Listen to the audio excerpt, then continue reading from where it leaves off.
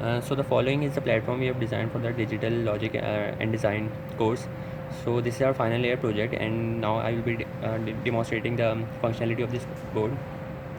As you can as you can see down here, we have a 12-volt adapter that is taking a AC supply from the main and is converting it into the 5-volt that we are using that we are using for the to power up the board.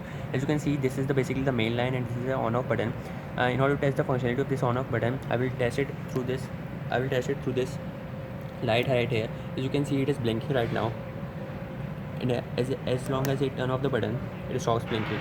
So now we have tested the functionality of the on off button. Now I'll be moving on to the other parts, such as the 12-volt supply, which we have integrated in order for the ease of access to the user. Similarly, we have 2 ground ports and 3 buzzers. The functionality of the buzzers will be tested. I will now test the functionality of the buzzers. As you can see, and now I'm giving a 5-volt supply to the buzzers, and we'll see their functionality.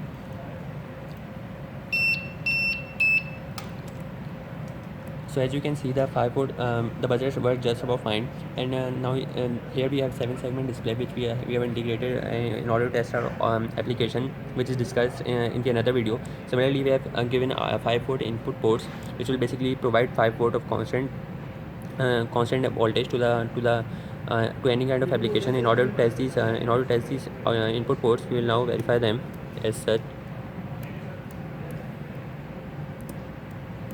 As you can see, all of them work just about fine.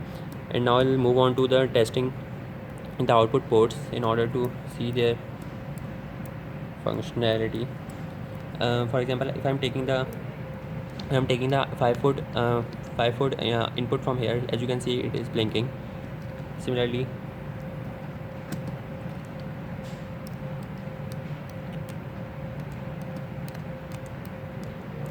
as you can see, the output and input ports are basically just working about fine. And now we'll move on to the logic gates array. So the now first one, we have AND gate, which we will verify by giving the supply from here.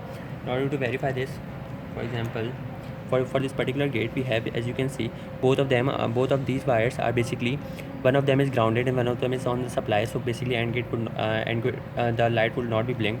But as long as I connect it to the 5-volt, when both the inputs are high, the output is basically also high.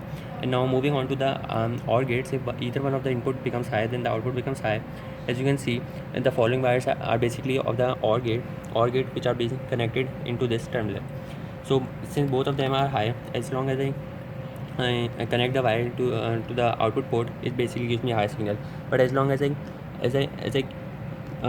turn one of the signal to low, the output still remains high because it is an OR gate.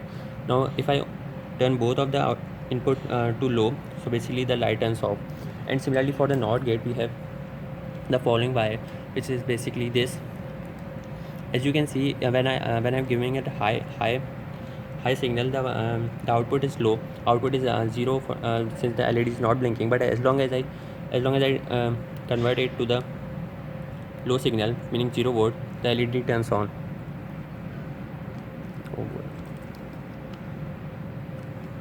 So now similarly, we have XNOR gate and XOR gate, which are basically working just about fine as the other gates.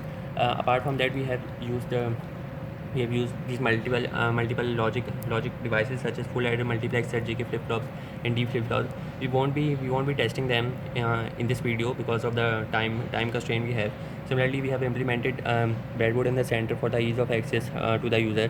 And apart from that, we have 7-segment display, this bar that is also all the wires of which are also connected. And our FPGA will be going in here. And apart from that, we have LCD display, which will be basically giving the visual representation of the data and such.